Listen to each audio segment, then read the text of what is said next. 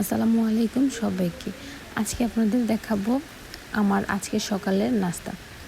আপনারা কে কী খেয়েছেন অবশ্যই কমেন্ট করে জানাবেন। আজকে আমি খেয়েছিলাম এই চাপটি রুটি, সাথে আলু দিয়ে মাংস দিয়ে ভুনা।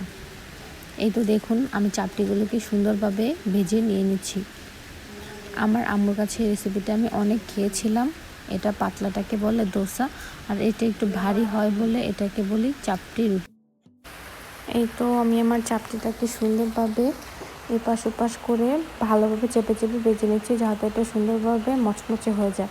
কিন্তু দেখুন বাইরে কি সুন্দর বৃষ্টি হচ্ছে, সেই রাত থেকে বৃষ্টি হচ্ছে। আজকে আমার এই চাপটি এবং আমার মাংস দিয়ে আলু ভুনা রেডি। এটা দিয়ে আজকে আমি চাপটি রুটিগুলো খাবো। এই মাংসে আলু দিয়ে ভুনা রেসিপিটা নেক্সট ভিডিওতে আপলোড দেওয়া হবে, আপনারা অবশ্যই দেখবেন।